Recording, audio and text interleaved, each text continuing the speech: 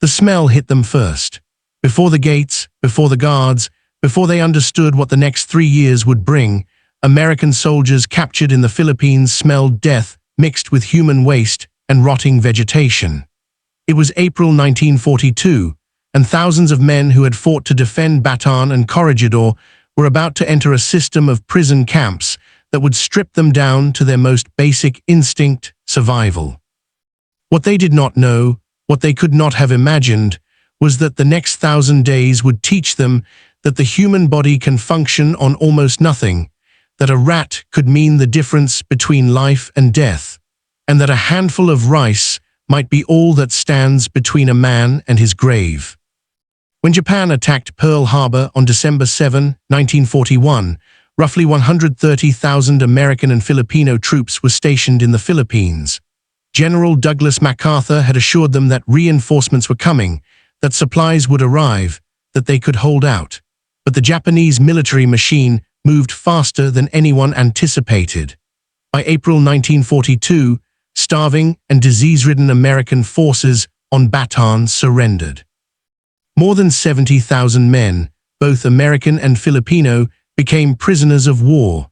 What followed was the Bataan Death March, a forced march of roughly 65 miles where thousands died from exhaustion, dehydration, and outright execution. Those who survived the march arrived at Camp O'Donnell, the first of many hellish destinations. The Japanese military had not prepared for this many prisoners. Their own code, Bushido, viewed surrender as the ultimate dishonor. A soldier should fight to the death or take his own life rather than face capture. This belief system created a fundamental problem. The Japanese saw their prisoners not as soldiers who had fought honorably until their position became untenable, but as men who had chosen shame over death. This contempt would shape every aspect of camp life. The guards did not see themselves as jailers managing prisoners of war under international conventions.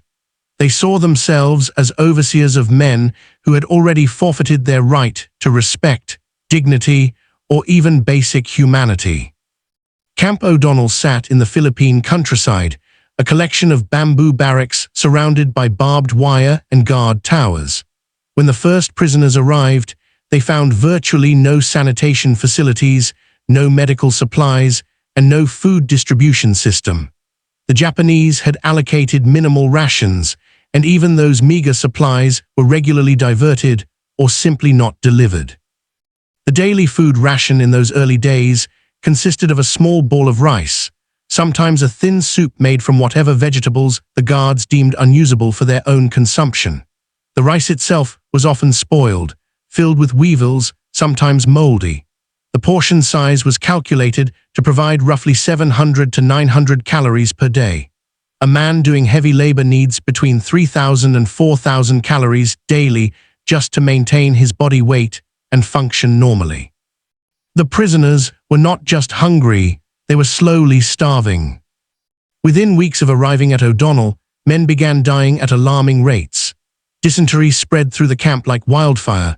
Without proper latrines, without clean water, without soap or any sanitation measures, the disease moved from man to man with devastating efficiency. The symptoms started with stomach cramps, then came the diarrhea, violent and unstoppable. Men would lose control of their bowels constantly, unable to reach the primitive latrines in time, often too weak to even try. The smell of human waste permeated everything. Clothes, bedding, the very air they breathed carried the stench. As the disease progressed, victims became skeletal, their bodies unable to absorb any nutrition from the pitiful rations they received. They would waste away in days, lying in their own filth, too weak to move, waiting for death. Malaria came next. The Philippines is tropical, hot and humid, with mosquitoes everywhere. Without screens, without mosquito nets, without quinine or any anti-malarial drugs, the prisoners were defenseless. The fever would spike, sending men into delirium. They would shake uncontrollably, their teeth chattering so hard they sometimes broke. Then the fever would break, leaving them drenched in sweat, completely exhausted. Days later, it would return. Each cycle weakened them further. Combined with malnutrition, malaria became a death sentence for many. Beriberi, a disease caused by thiamine deficiency, swept through the camps with particular cruelty. There are two types: wet beriberi, which causes the body to retain fluid, and dry beriberi, which attacks the nervous system. Men with wet beriberi would swell grotesquely, their legs ballooning to twice their normal size, fluid accumulating in their abdomens until they looked pregnant, their faces puffing up until they were unrecognizable. Despite this appearance of fullness, they were starving. The fluid was not nutrition, but a symptom of their body's complete failure to process what little food they received. Dry beriberi caused different horrors. Numbness spread through extremities, muscles atrophied, coordination disappeared. Men could not walk, could not grip objects, could not control their own bodies. Both forms were reversible with proper nutrition, specifically B vitamins found in whole grains. But the polished white rice the Japanese provided had been stripped of these vitamins. The very food meant to keep them alive was slowly killing them. In this environment, survival became the only thought, the only goal, the only thing that mattered. And survival meant calories, it meant protein, it meant eating anything and everything that could possibly be consumed. This is when the rats entered the story.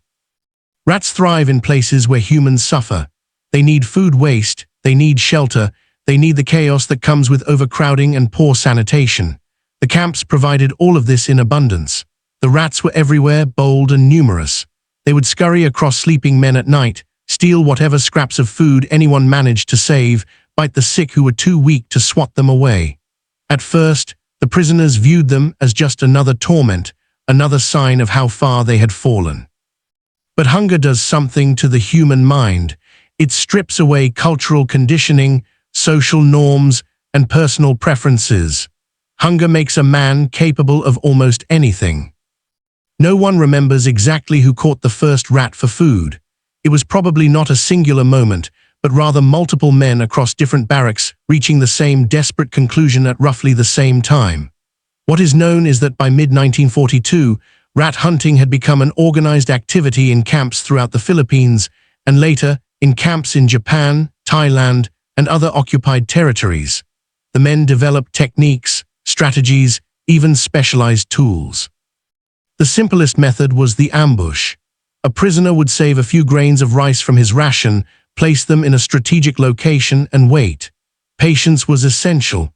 A man might crouch in the darkness for hours, barely breathing, watching the bait. When a rat approached, he had one chance. Some men used their hands, a quick grab requiring perfect timing and nerve. Rats bite, and their teeth can inflict serious wounds that in camp conditions easily became infected. Other men fashioned clubs from bamboo or scraps of wood. A successful strike had to kill the rat instantly. A wounded rat would flee into the walls or under the barracks, taking its precious meat with it. More sophisticated prisoners built traps. They might use a box propped up with a stick attached to a string. Bait went under the box. When the rat went for the food, the prisoner pulled the string, dropping the box. Others fashioned snares from wire salvaged from the camp or traded from guards. These traps worked while the men slept or worked, potentially catching multiple rats over time. The most successful rat hunters became valuable members of their barracks. A man who could consistently catch rats could trade them, share them, use them to build alliances that might mean survival. But catching the rat was only the first step. The next question was how to prepare it. In the early months, some men tried to cook rats whole, hair and all, simply holding them over whatever fire they could make. This was inefficient and waste. Eventually, a preparation method emerged, refined through trial and error. First, the rat had to be killed if the trap had not already done so. A sharp blow to the head or a quick twist of the neck. Then came the gutting. Using a sharpened piece of metal, a bamboo sliver, or any blade-like object, the prisoner would make an incision along the belly. The internal organs came out, most of which were discarded, though some men ate the liver and kidneys. The intestines were thrown away carefully, as they contained waste that could contaminate other food. Next, the rat had to be skinned. This required care because the skin needed to come off without taking too much meat with it. A skilled man could peel the skin away in one piece, leaving the muscle intact. What emerged looked surprisingly similar to a small rabbit or squirrel, without the fur, without the tail, without the features that made it identifiable as a rat. It became simply meat. This psychological distance was important. Men needed to see it as protein, as fuel, not as a rodent they had once found disgusting. The rats were usually cooked over small fires made from scavenged wood, dried grass, or stolen coal. The prisoners would skewer the rat on a stick or piece of wire and hold it over the flames, rotating it slowly to cook all sides. The smell of cooking meat, any meat, drove men nearly insane with hunger. Guards sometimes smelled it too and would investigate, confiscating the rat and punishing those involved. This meant rat cooking often happened late at night. The fire kept as small as possible, the meat consumed quickly before anyone in authority noticed. The taste, survivors later reported, was gamey and tough. These were not healthy corn-fed rats. They were camp rats, living on garbage and whatever they could scavenge, often diseased or parasite-ridden themselves. But to men subsisting on a cup of rice a day, rat meat was a feast. The protein helped maintain muscle mass, helped the body fight infection, helped keep the mind sharp enough to continue the daily struggle of staying alive. A rat might weigh 4 to 6 ounces after cleaning. Split among 2 or 3 men, it provided perhaps 30 to 50 calories of additional nutrition each. This seems insignificant, but over weeks and months, those extra calories accumulated. They might mean the difference between having enough strength to walk to morning roll call or collapsing and being beaten by guards for not standing. They might mean fighting off an infection rather than succumbing to it. But rats were not unlimited. As prisoners caught them, the rat population in some camps declined. The remaining rats became warier, harder to catch. This created a cruel dynamic where the most desperate prisoners, those who needed the extra nutrition most, were often too weak to successfully hunt.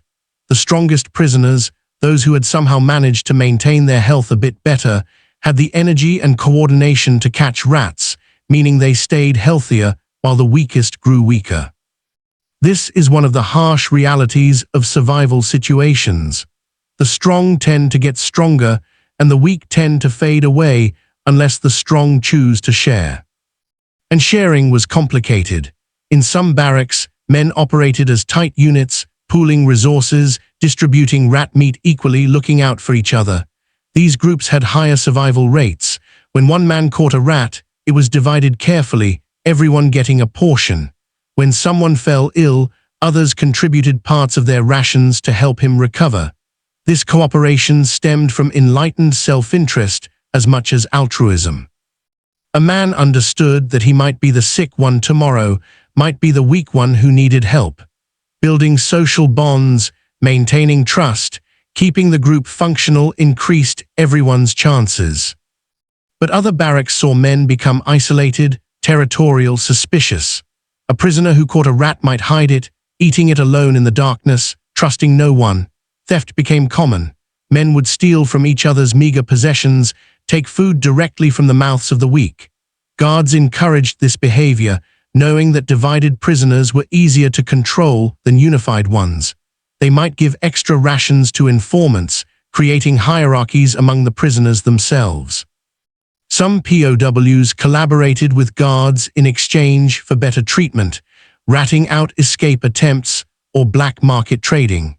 These men were despised by their fellow prisoners, but desperation made collaborators of some who might never have imagined themselves capable of betrayal. The rice that formed the bulk of the daily ration presented its own challenges and opportunities. The Japanese provided what is called polished white rice, rice that has been milled to remove the husk, bran, and germ. This process makes rice whiter, makes it cook faster, and extends its shelf life. But it also removes most of the vitamins and minerals. Brown rice, with the bran intact, contains thiamine, niacin, and other B vitamins essential for health. White rice is mostly starch, providing calories but little else. This is why beriberi became such a devastating problem. The prisoners' primary food source was nutritionally incomplete. The daily rice ration varied from camp to camp and fluctuated based on Japanese supply lines. the whims of camp commanders, and the work assignments of prisoners. In some camps, men received roughly 500 grams of raw rice per day, which sounds like more than it was. Rice absorbs water when cooked, roughly tripling in volume, so 500 grams of raw rice became about 1,500 grams of cooked rice. But even this amount provided only about 700 calories. In other camps, or during periods of particular shortage, the ration dropped to 300 grams or even less. The rice was often spoiled. It might be moldy, giving off a musty smell and potentially containing mycotoxins that caused illness. It might be filled with weevils, small beetles that infested stored grain. The prisoners learned to rinse the rice multiple times, watching weevils float to the surface, skimming them off. Some men ate the weevils too, recognizing them as another source of protein. The rice might contain rat droppings, pebbles, bits of stick, or other debris. It had to be picked through carefully before cooking. Cooking rice required fuel, a pot, and water. In some camps, the Japanese provided large communal pots and designated prisoners to do the cooking. In others, smaller groups or even individuals had to figure out their own cooking arrangements. Fuel was always scarce. Wood had to be scavenged, sometimes stolen from camp construction projects or from the guards' own supply. Coal was even more precious. Men might trade other possessions for a small lump of coal, something that could be hidden and used to cook a private meal. Water quality varied dramatically. Some camps had access to clean wells or streams. Others had only contaminated water sources, water that smelled bad and caused dysentery if consumed unboiled. Boiling water required fuel, creating a terrible choice. Does a man use his fuel to boil drinking water or to cook rice? Some prisoners tried to do both, boiling water first, then using the same fire to cook rice. But fuel often ran out before both tasks were complete. This is part of why waterborne diseases spread so rapidly. The cooked rice was usually eaten plain. There were no seasonings, no salt, no spices, nothing to make it more palatable. Day after day, month after month, year after year, the same flavorless white rice.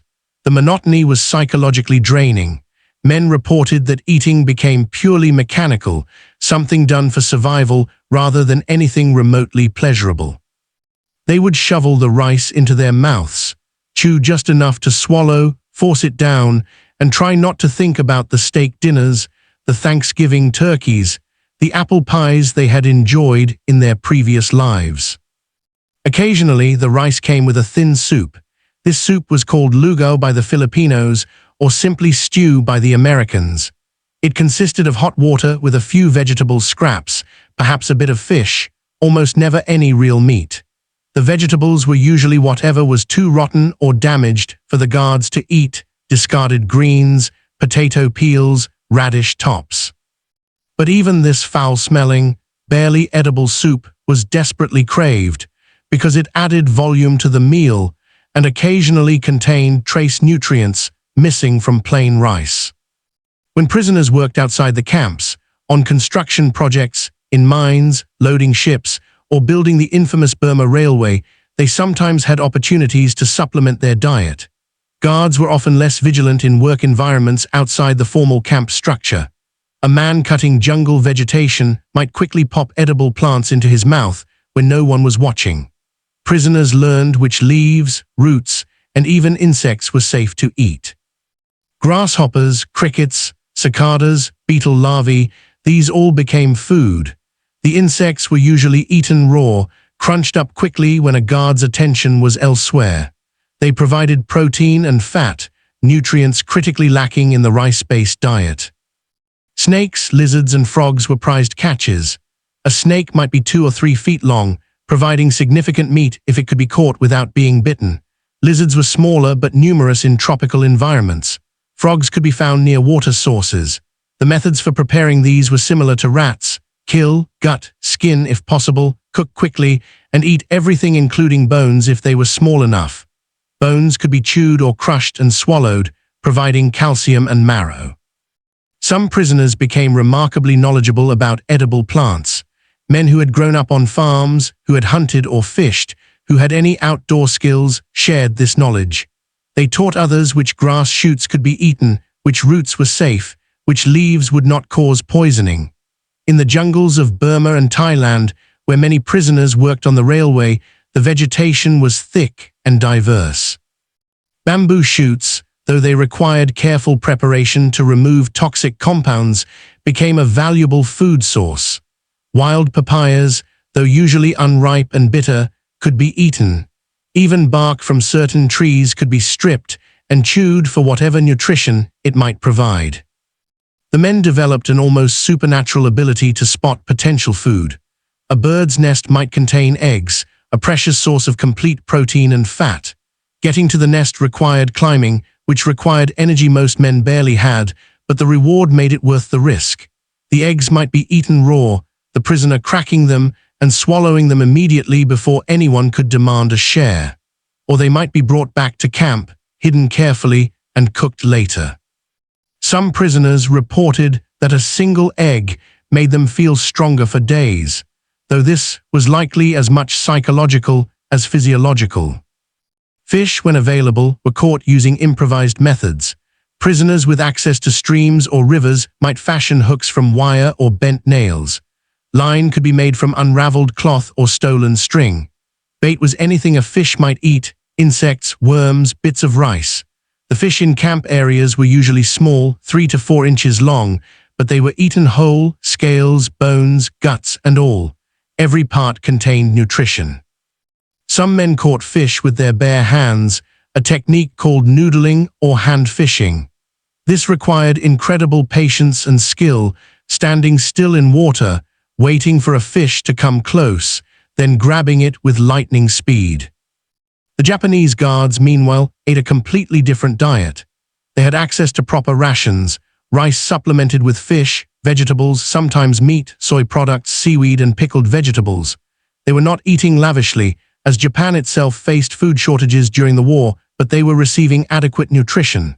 This created a stark and visible divide. Prisoners watched as guards prepared and ate meals that smelled of grilled fish, miso soup, pickled radishes. The psychological torture of this was immense. To be starving while watching others eat normally, just meters away, created a rage and despair that many survivors said was harder to bear than the physical hunger itself. Some prisoners took extraordinary risks to steal food from the guards. This required careful planning, incredible nerve, and often collaboration. A prisoner might create a distraction while another slipped into a guard's quarters or a storage area. The penalties if caught were severe: beatings, extended time in punishment cells, sometimes execution. But hunger made men willing to risk anything. A stolen can of fish, a bag of rice, a basket of vegetables could be divided among a group, giving everyone a few days of better nutrition. These successful thefts became legendary within camps, stories told and retold, the thieves becoming folk heroes.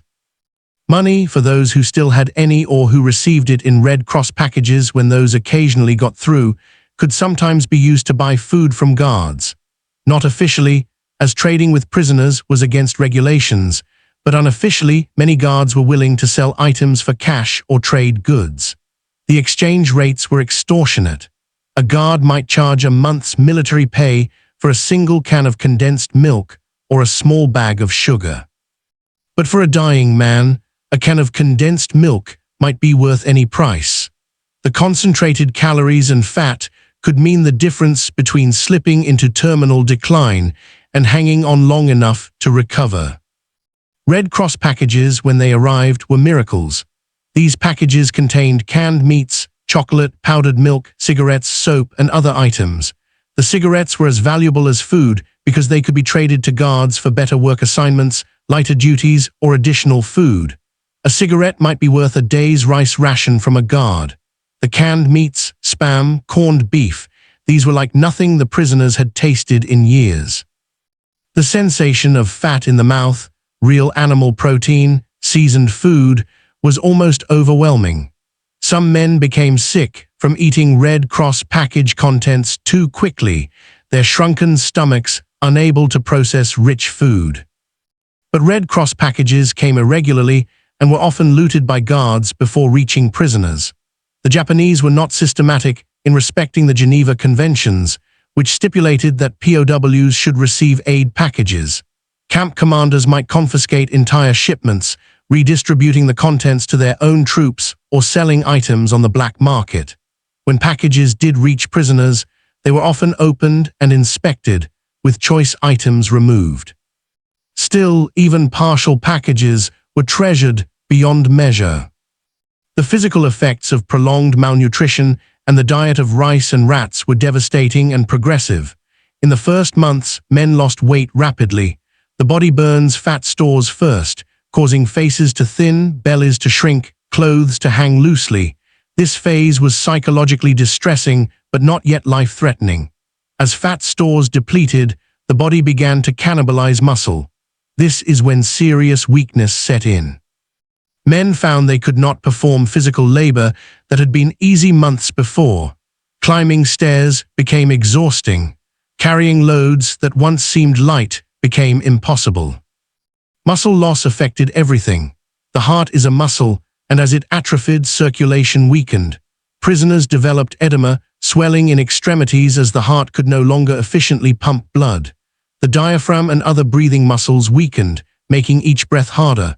The immune system, which requires protein to produce antibodies and white blood cells, effectively shut down. Men became susceptible to every infection, every parasite, every disease present in the camp environment. Teeth fell out due to scurvy, a vitamin C deficiency. Gums became spongy and bled easily. Old wounds reopened as the body lacked the resources to maintain healed tissue. Vision deteriorated, a symptom of vitamin A deficiency. Men went blind, some temporarily, some permanently. Skin conditions were universal. Without sufficient fats and vitamins, skin became dry, cracked, and infected. Tropical ulcers, open sores that refused to heal, appeared on legs and feet. These ulcers could grow to horrifying sizes, 6 inches across, eating down to the bone. The smell of rotting flesh from these ulcers added to the general miasma of the camps. Mentally, starvation affected cognition and mood. Men became irritable, unable to concentrate, forgetful. Planning ahead, even for the next day, became difficult. Some prisoners experienced hallucinations, seeing food that was not there, smelling meals cooking when there was nothing. Obsessive thoughts about food dominated waking hours. Men would spend hours describing meals they remembered, recipes from home, restaurant meals, holiday dinners. They talked about food constantly, planning what they would eat when freed, making lists of dishes they would have. This could be either helpful, keeping hope alive, or torturous, making the present deprivation more unbearable. Depression was universal. The combination of physical suffering, psychological stress, and the uncertainty of ever being released created a despair that killed as surely as disease. Men simply gave up, a condition other prisoners called give-upitis. A man who lost the will to live would stop eating, even the meager rations available. He would stop participating in any camp activities, stop responding to his friends, stop fighting. Within days, he would be dead. Keeping morale up, keeping men engaged and hopeful, became as important as finding food. Prisoners developed rituals and coping mechanisms. Some organized classes, teaching each other languages, mathematics, history, anything to keep minds active. Others focused on religious faith, holding secret prayer services, sharing whatever religious texts they had managed to keep. Some planned businesses they would start after liberation, drew blueprints for houses they would build, wrote letters they hoped to send someday. These mental exercises, this insistence on maintaining humanity and looking toward a future, kept many men alive when their bodies should have failed. Friendships and small group bonds were survival tools. A buddy system emerged in most camps where 2 or 3 men would pair up, checking on each other daily, sharing resources, covering for each other when one was sick. If a man collapsed during work detail, his buddy might prop him up, helping him look functional enough to avoid a guard's punishment. If someone secured extra food, his buddies got shares. This reciprocal support system acknowledged that no one survives alone, that cooperation increases everyone's odds. The arrival of prisoners from different captures and different campaigns meant knowledge sharing across groups. Men who had been captured in Java brought different survival skills than those from the Philippines. Men captured in Singapore had different experiences than those from Wake Island. This mixing allowed the sharing of strategies. Someone who had survived months in one camp could teach newcomers what to expect, how to avoid punishments, where opportunities for extra food might be found. As the war progressed and Allied forces began winning battles, conditions in some camps paradoxically worsened. Japan's supply lines were disrupted by American submarines and air attacks. Food that was supposed to reach camps never arrived because the ships carrying it were sunk. Guards themselves went on reduced rations, making them even less inclined to share with prisoners. In the final year of the war, some camps received almost no supplies at all. Prisoners and guards alike were starving, though guards still had priority access to whatever arrived. The railway construction in Burma and Thailand represented perhaps the worst conditions prisoners faced. The Japanese needed a supply line to support their armies in Burma. They decided to build a railway through dense jungle, over mountains, across rivers, in one of the most difficult terrains imaginable. Roughly 60,000 Allied prisoners and 200,000 Asian laborers worked on this railway. The Japanese pushed for impossible completion deadlines, forcing men to work 16 to 18 hours a day in brutal conditions. The death toll was catastrophic. Roughly 12,000 Allied prisoners died building the railway, about one death for every mile of track laid. On the railway, the diet was even more restricted than in established camps. Work parties went into the jungle for weeks at a time, far from any supply depots. Rice rations were cut to minimal levels because transporting food to remote work sites was difficult. Prisoners working on the railway supplemented their rice with whatever they could forage from the jungle. Snakes, lizards, insects, wild plants, anything and everything was tried. Some plants turned out to be poisonous, causing severe sickness or death. But desperation made men willing to experiment. Knowledge about which plants were safe spread through the workforce, passed from prisoner to prisoner as new species were discovered and tested. The work itself burned enormous calories. Cutting through jungle with hand tools, digging railway beds, hauling rails and ties, breaking rocks, building bridges, all while weakened by malnutrition, created a deficit that could never be made up with the food available. Men literally worked themselves to death. They would push their bodies beyond any reasonable limit, driven by guards who beat anyone who slowed down and simply collapse. Some died instantly, their hearts giving out. Others died overnight, too exhausted to wake up. The dead were buried in shallow grave along the railway line, marked with crude crosses made from bamboo if they were marked at all. In Japan itself, where many prisoners were transporting to work in factories, mines, and shipyards, winter presented new challenges. The tropics are hot and humid, but at least they are warm. Japan has cold winters, especially in the northern regions. Prisoners who had survived tropical camps now faced freezing temperatures in inadequate clothing. The rice rations were the same, but the body needed far more calories just to maintain core temperature. Hypothermia added to the list of ways men died. Frostbite caused fingers and toes to blacken and fall off. The combination of cold, starvation, and brutal labor killed thousands more. Mine work was particularly deadly. Prisoners descended into coal mines, working in conditions that violated every conceivable safety standard. Cave-ins killed men regularly. Coal dust filled lungs, causing black lung disease. The physical demands of mining, swinging a pickaxe, hauling coal, all while starving, were impossible to sustain. But the Japanese needed coal for their war industries, and prisoner lives were expendable. Many prisoners working in mines never saw liberation, dying in darkness underground, their bodies left where they fell. Throughout all of this, acts of heroism, compassion, and humanity persisted. Doctors among the prisoners, working without medicines, without instruments, without supplies, performed miracles of improvisation.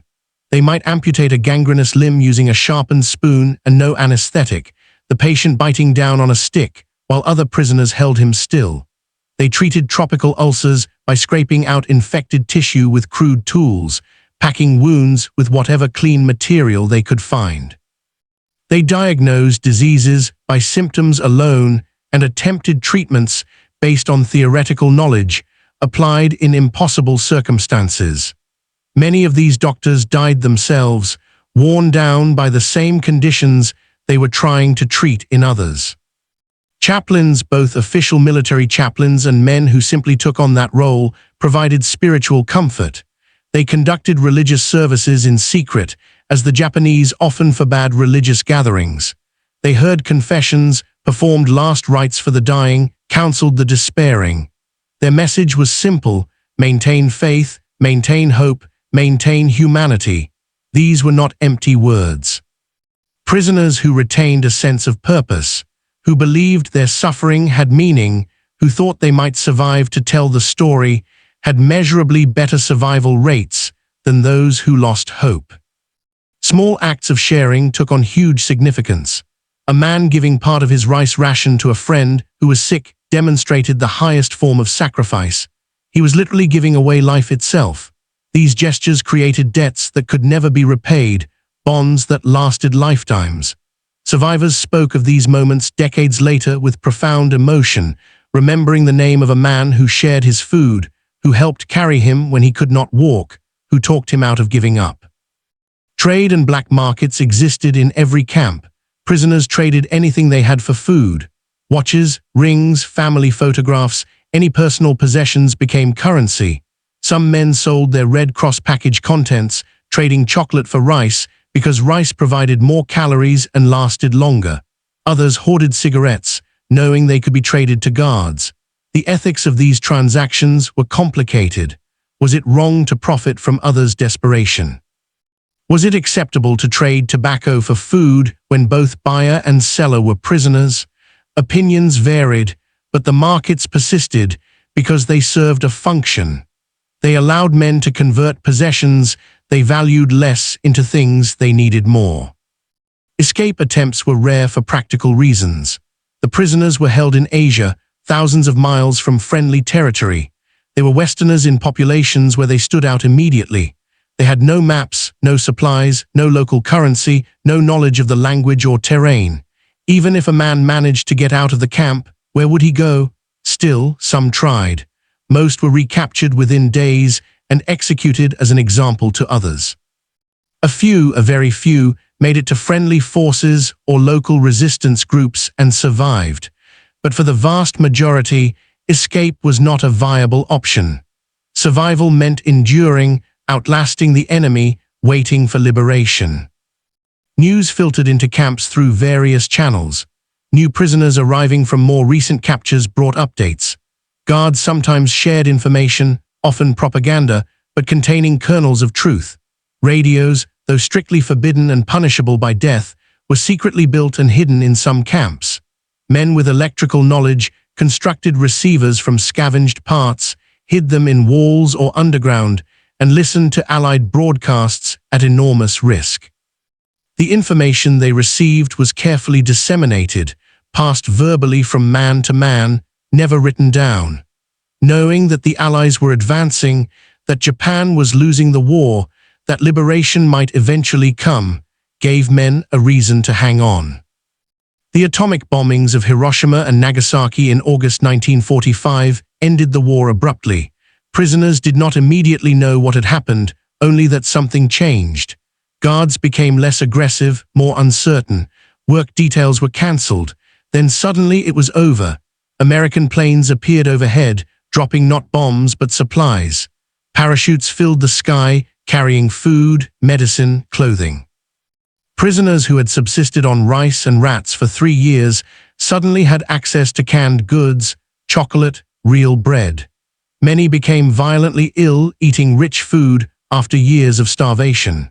Doctors among the liberating forces had to restrain men from eating too much too fast, explaining that their bodies needed time to adjust.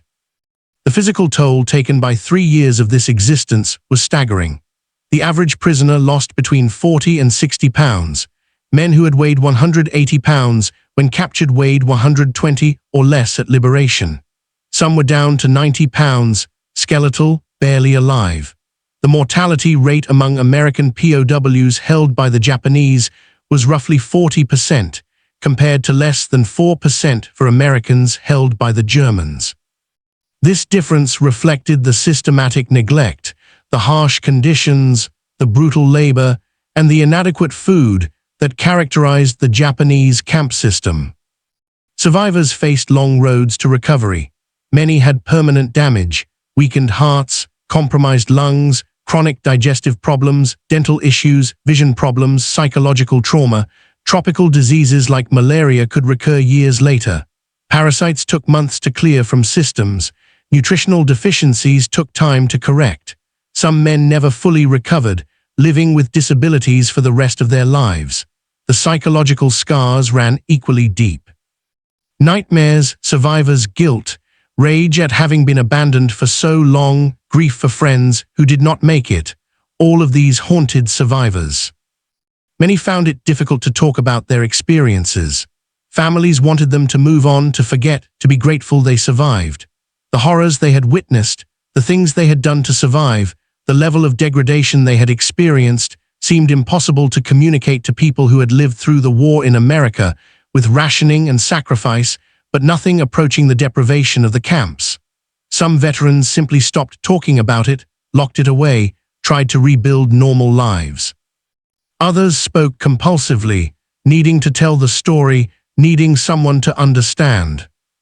The story of rats and rice as survival food is ultimately a story about the limits of human endurance and the absence of limits on human resilience. It demonstrates that people can survive on astonishingly little, that the body is more adaptable than we imagine, that the will to live can overcome conditions designed to kill. But it also shows the cost of that survival, both physical and psychological. The men who ate rats were not heroes because they ate rats. They were heroes because they refused to give up, because they helped each other, because they maintained their humanity in circumstances designed to strip it away.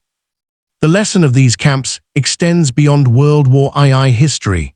It speaks to the capacity for cruelty humans can inflict on each other when one group is dehumanized. The Japanese guards saw their prisoners as less than human, as unworthy of basic compassion, and this belief system allowed atrocities. But it also speaks to the capacity for compassion, courage, and cooperation that emerges when people face shared suffering. The bonds formed in those camps, the acts of sacrifice and sharing, the determination to maintain dignity in the face of degradation, these represent humanity at its best, even in the worst circumstances imaginable. When we consider what these men endured, eating rats and subsisting on inadequate rice for 3 years, we need to remember that they were ordinary American soldiers. They were farmers from Iowa, factory workers from Michigan, teachers from California, kids fresh out of high school who had joined up after Pearl Harbor. Nothing in their backgrounds prepared them for what they would face. They learned to survive through desperation, through trial and error, through sharing knowledge, through refusing to quit. They came home, those who did come home, forever changed. The shadow of those camps never completely left them, but they had survived. They had endured the unendurable, and in doing so, they proved something profound about the human capacity to adapt, to persist, to hope even in the darkest of times.